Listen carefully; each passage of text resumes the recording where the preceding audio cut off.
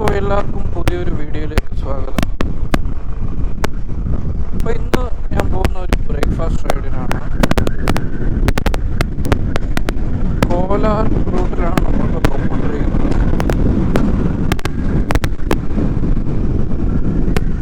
കോലാർ കഴിഞ്ഞ് ഒരു മുൽബാഗൽ എന്നൊരു സ്ഥലത്ത് ദോശ, ഫേമസ് ദോശയാണ് മുൽബാഗൽ ദോശ.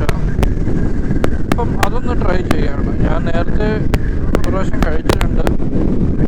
ആ ദോശ കുറച്ച് വർഷങ്ങൾക്ക് മുമ്പെയാണ്. അപ്പം ഒന്നുകൂടി അതൊന്ന് കഴിക്കാൻ പോവുകയാണ്.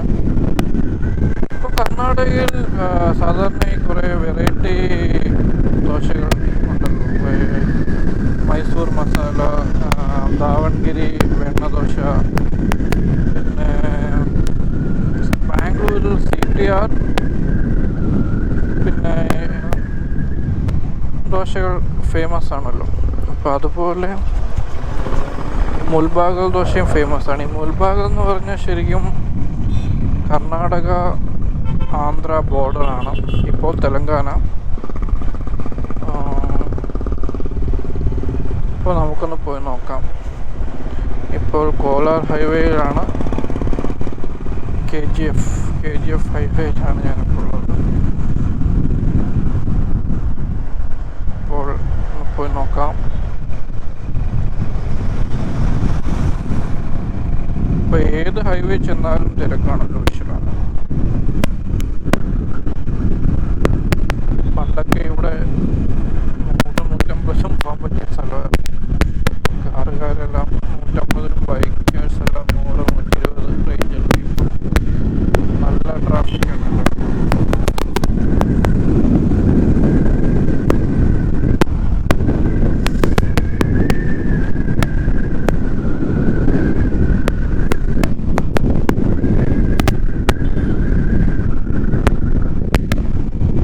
സാധാരണ ബ്രേക്ക്ഫാസ്റ്റ് റൈഡിന് ഈ സൂപ്പർ ബൈക്കേഴ്സൊക്കെ പോകുന്ന റൂട്ടാണ് ഇത്. ശരി, കോലാർ റൂട്ട് ഒരു നല്ല വിജനമായിട്ട് കിടക്കുന്ന ഒരു ഹൈവേ ആണ് സാധാരണ ദിവസങ്ങളിൽ. അതുകൊണ്ട് സൂപ്പർ ബൈക്കേഴ്സ്, ലിറ്റർ ക്ലാസ് ബൈക്കേഴ്സിനെല്ലാം ഭയങ്കര ഇഷ്ടമുള്ളൊരു റൂട്ടാണ് ഇത്. സ്പീഡ് റെസ്ട്രിക്ഷൻസ് ഒന്നുമില്ല, പിന്നെ അധികം തിരക്കും ഇല്ലാത്തതുകൊണ്ട് ഈ സൂപ്പർ ബൈക്കേഴ്സ് എല്ലാം പോകുന്ന റൂട്ടാണ്. അതുകൊണ്ട് നമ്മളിവിടെ കുറച്ച് ഒരു കപ്പാസിറ്റി കുറഞ്ഞ ബൈക്കുകാർ വരുമ്പോൾ ഇവിടെ സൂക്ഷിക്കണം. മാക്സിമം നമ്മൾ മിറർ നോക്കി ലെഫ്റ്റ് പിടിച്ച് പോവുക, അല്ലെങ്കിൽ പുറകിൽ നിന്ന് പണി കിട്ടും. സൂപ്പർ ബൈക്കേഴ്സ് എല്ലാം നല്ല സ്പീഡിലാണ് വരുന്നത്.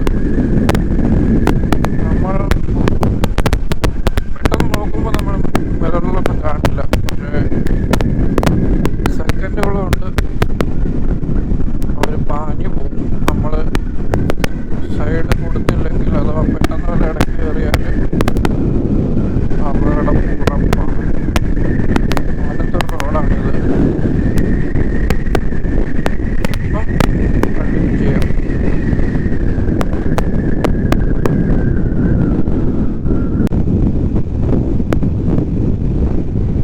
അപ്പോൾ ഞാനിപ്പോൾ യൂസ് ചെയ്യുന്ന ബൈക്ക് ഹോണ്ട CB 350 ഹൈനസ് ആണ്.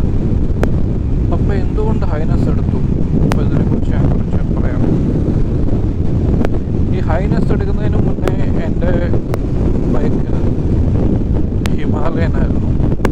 ഹിമാലയൻ്റെ കൂടെ ഒരു തണ്ടർബേർഡും ഉണ്ടായിരുന്നു. അപ്പോൾ തണ്ടർബേർഡ് കുറച്ച് നല്ലോണം ഇഷ്യൂസ് ഫേസ് ചെയ്തിട്ടുണ്ട്. അത് യൂസ് ചെയ്തത് യൂസർ എക്സ്പീരിയൻസ്, അത് ഫസ്റ്റ് ബാച്ച് മോഡലായിരുന്നു. അതുകൊണ്ട് അതിൻ്റെതായിട്ടുള്ള ഇഷ്യൂസ് നല്ലോണം ഫേസ് ചെയ്തിട്ടുണ്ട്. ലോങ് റൈഡ്സിലൊക്കെ ഇഷ്ടംപോലെ പണി കിട്ടിയിട്ടുണ്ട്. എൻജിൻ ഒഴിച്ച് ബാക്കി മിക്ക ബോഡി പാർട്സിനും മീറ്റർ കൺസോള്, പിന്നെ പഞ്ചറുകൾ ഇഷ്ടംപോലെ കിട്ടിയിട്ടുണ്ട്. അങ്ങനെ നല്ലോണം ട്രബിൾസമായിരുന്നു എൻ്റെ യൂസർ. അത് കഴിഞ്ഞ് ഹിമാലയൻ എടുത്തു. അപ്പോഴും തണ്ടർബേർഡ് കൊടുത്തില്ല. തണ്ടർബേർഡ് ഞാൻ സിറ്റിയിലൊക്കെ യൂസ് ചെയ്തു. ഹിമാലയൻ ലോങ് റൈഡ്സിൽ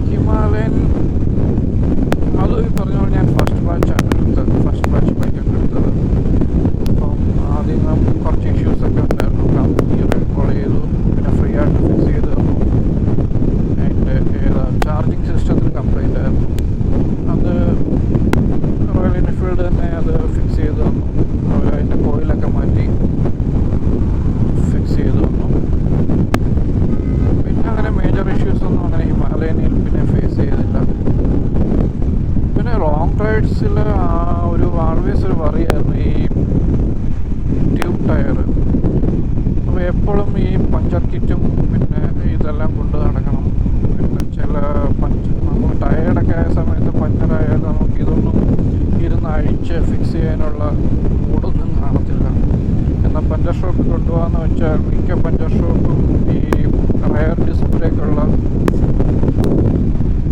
ടയേഴ്സ് അവർ തൊടാനുള്ള പഠിക്കും. കാരണം ഇത് ടയർ ഊരി കഴിഞ്ഞ് പിന്നെ ഫിക്സ് ചെയ്യാൻ ഭയങ്കര പാടാണ്.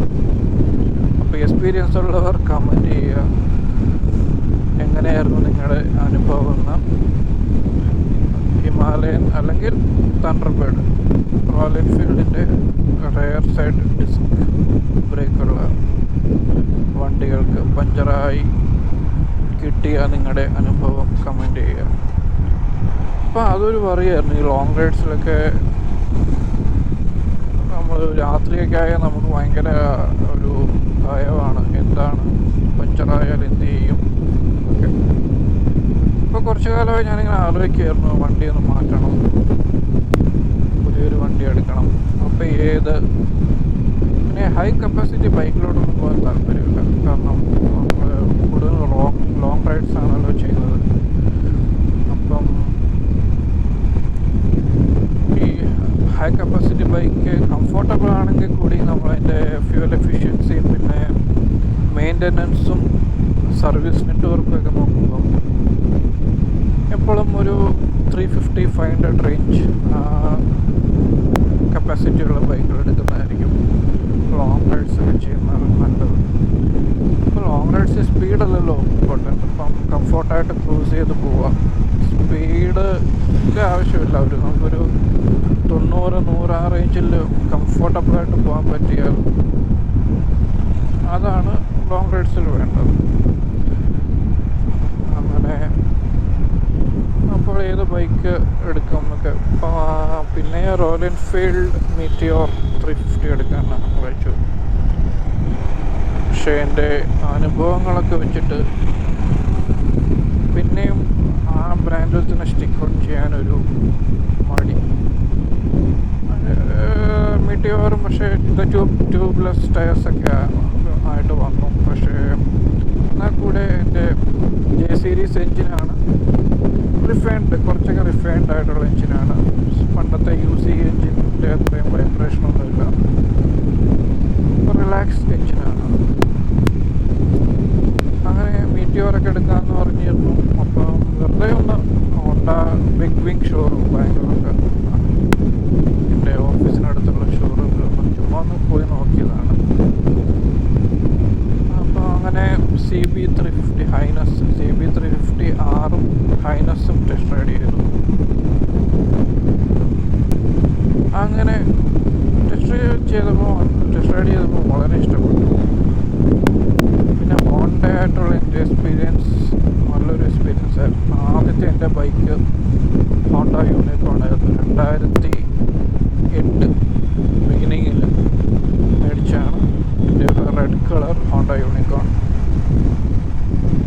അതിൽ ഞാൻ നല്ലോണം ലോങ് റൈഡ്സ് ചെയ്തിട്ടുണ്ട്. കേരളത്തിലൊക്കെ ബാംഗ്ലൂർ കേരള ട്രിപ്പൊക്കെ ഏകദേശം ഒരു 10-15 ട്രിപ്പെങ്കിലും അതിൽ ചെയ്തിട്ടുണ്ട്. കേരള ബാംഗ്ലൂർ മാത്രം. പിന്നെ കർണാടകയിൽ നിരവധി സ്ഥലങ്ങളിൽ ഞാനങ്ങനെ അതിൽ പോയിട്ടുണ്ട്. റിലയബിളാണ്. അന്ന് പക്ഷേ ട്യൂബ്ലെസ് ടയർ അല്ലായിരുന്നു. പക്ഷേ എനിക്കങ്ങനെ ഒരു പഞ്ചർ പോലും കിട്ടിയിട്ടില്ല. എൻ്റെ ഇവിടെ ഞാൻ ബാംഗ്ലൂരിൽ അത് ഏകദേശം ഒരു 4.5 വർഷം യൂസ് ചെയ്തു. പക്ഷെ ഒരു പഞ്ചർ പോലും കിട്ടിയില്ല. ഇടയ്ക്ക് ടയർ മാറ്റി. പിന്നെ എൻജിൻ സാധാരണ റെഗുലർ സർവീസിന് കൊടുക്കും. ഓയിൽ ചേഞ്ച്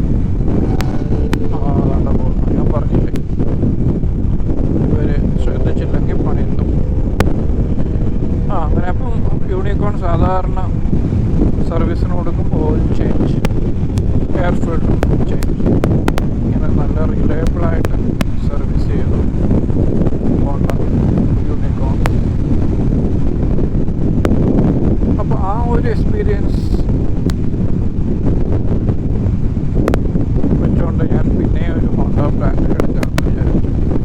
അപ്പോൾ ഇതിനിടയ്ക്ക് തണ്ടർബേർഡ് മേടിക്കുന്ന സമയത്ത് ഒരു CBR 250 എടുക്കണമെന്ന് ആഗ്രഹമുണ്ടായിരുന്നു. പക്ഷേ അന്ന് അതിൻ്റെ അവൈലബിലിറ്റി, ബുക്കിംഗ്, വെയിറ്റിംഗ് പീരീഡൊക്കെ കൂടുതലായിരുന്നു. പിന്നെ വിലയും നല്ല വില. 250cc ബൈക്കിന് ഏകദേശം നമ്മൾ അന്നൊരു 2.5 lakhs ഓൺ റോഡ് വിലയുണ്ടായിരുന്നു ബാംഗ്ലൂരിൽ. അപ്പോൾ അതൊക്കെ വെച്ചിട്ടാണ് ഞാൻ പിന്നെ തണ്ടർബേർഡ് എടുത്തത്. പിന്നെ നമുക്കൊരു അന്നൊരു കൺസെപ്റ്റ് ഉണ്ടായിരുന്നല്ലോ, long rides, royal Enfield, comfort, ആ ഒരു സെറ്റായിട്ടുള്ളൊരു സംഭവം 2011-12 വർഷങ്ങളിലൊക്കെ. അപ്പോൾ അത് ഞാനും ഫോളോ ചെയ്തു. അപ്പോൾ അത് മൈൻഡിൽ അങ്ങനെ ഒരു കോൺസെപ്റ്റ്, ലോങ് റൈഡ്സ് ആകുമ്പോൾ റോയൽ എൻഫീൽഡ് എടുത്താൽ കംഫർട്ടബിൾ ആയിരിക്കും. അന്ന് നമ്മൾ ഈ റിലയബിലിറ്റിയെ കുറിച്ചൊന്നും ചിന്തിച്ചില്ല, പക്ഷെ പണി കിട്ടി. തണ്ടർബേർഡ് ഹിമാലയൻ പ്രശ്നമില്ലായിരുന്നു, തണ്ടർബേർഡ് പക്ഷേ കുറച്ചൊക്കെ ട്രബിൾസ് ഉണ്ടായിരുന്നു. അപ്പോൾ അങ്ങനെ ഈ CB350 ടെസ്റ്റ് റൈഡ് ചെയ്തപ്പോൾ നല്ലോണം ഇഷ്ടപ്പെട്ടു. അങ്ങനെ ഇതെടുക്കാൻ തീരുമാനിച്ചു. പിന്നെ ഞാൻ വേറെ ബൈക്കുകളൊന്നും നോക്കിയില്ല, ബുക്ക് ചെയ്തു. എല്ലാം വളരെ പെട്ടെന്നായിരുന്നു ഡിസിഷൻ. ഒരു പ്ലാൻ ഉണ്ടായിരുന്നു എന്നല്ലാതെ അങ്ങനെ വലിയൊരു അങ്ങനെ ആഗ്രഹമൊന്നുമില്ല. പിന്നെ റൈഡുകളൊക്കെ വളരെ പിന്നെ കുറച്ചായിരുന്നു. അപ്പോൾ അങ്ങനെ വല്ലപ്പോഴും ലോങ് ഒക്കെ പോകുമ്പോൾ ലോങ് റൈഡൊക്കെ പോകുമ്പോൾ അങ്ങനെ ബ്രേക്ക്ഫാസ്റ്റ് റൈഡ് പോകുമ്പോൾ പറഞ്ഞാൽ അങ്ങനെ അധികം പോകാറില്ല. പോകുമ്പോൾ ലോങ് ഒരു 2-3 മാസം കൂടുമ്പോൾ ലോങ് റൈഡ്, പിന്നെ റൈഡർമാൻ ഈവൻറ്റ് ഗോവ, അങ്ങനെയൊക്കെ പോകുന്നുണ്ട്. അതുകൊണ്ട് വലിയ ഒരു ഹിമാലയൻ മതിയെന്ന് വെച്ച് പോയിക്കൊണ്ടിരിക്കുക. അപ്പോൾ ഇങ്ങനെ വെറുതെ ഇതൊന്ന് ഓടിച്ച് നോക്കി, ഇഷ്ടപ്പെട്ടു, ബുക്ക് ചെയ്തു. ഒരു 10 days വെയിറ്റിംഗ് പീരീഡ്. അങ്ങനെ ഹൈനസ് എടുത്തു. ഇപ്പോൾ ബൈക്കിനെ പറ്റി പറയുകയാണെങ്കിൽ വളരെ സ്മൂത്താണ് റൈഡെല്ലാം. പിന്നെ ഹോണ്ട റിലയബിലിറ്റി ആസ് യൂഷ്വൽ, പിന്നെ ഹോണ്ട സർവീസ്, അവിടെ ഹയാബുസ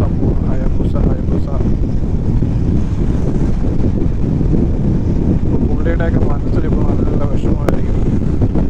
കത്തിക്കാമെന്നും പറഞ്ഞ് ഹൈവേയിലോ എടുത്തെടുത്തോണ്ട് വന്നിട്ട് ഇന്നിപ്പോൾ ഇതാണല്ലോ അവസ്ഥ. സാരമില്ല, പോട്ടെ. അപ്പം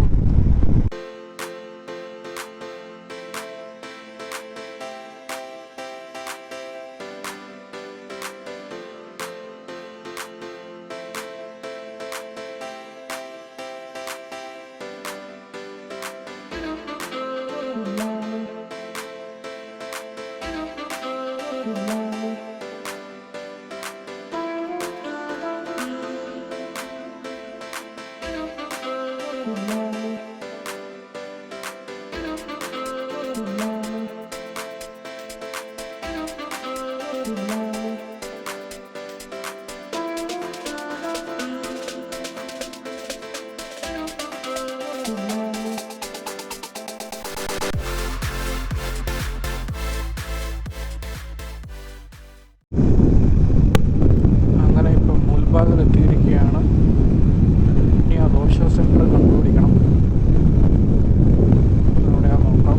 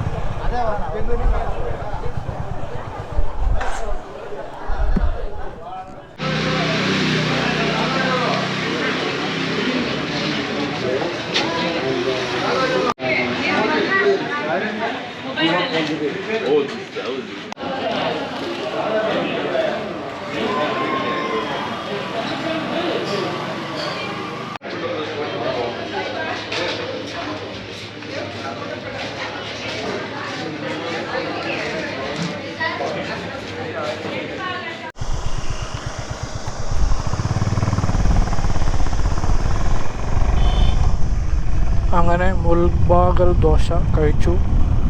നല്ല തിരക്ക് ഹോട്ടലിൽ, അകത്തോട്ട് പോലും കയറാൻ പറ്റിയില്ല. പുറത്ത് നിന്ന് ഓർഡർ ചെയ്തു, ഇരിക്കാൻ സീറ്റ് കിട്ടിയില്ല.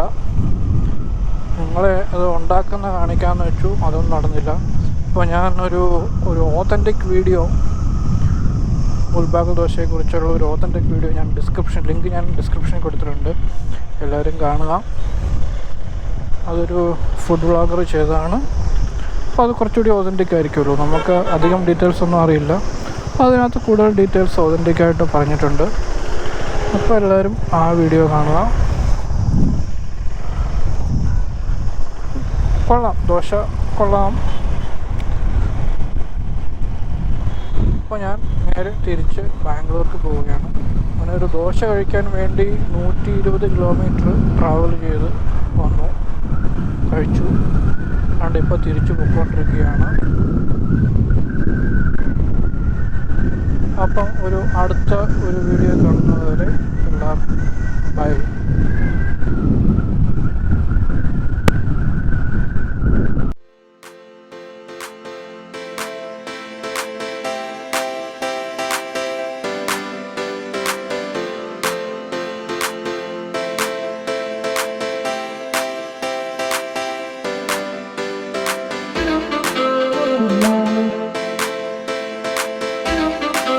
Good morning.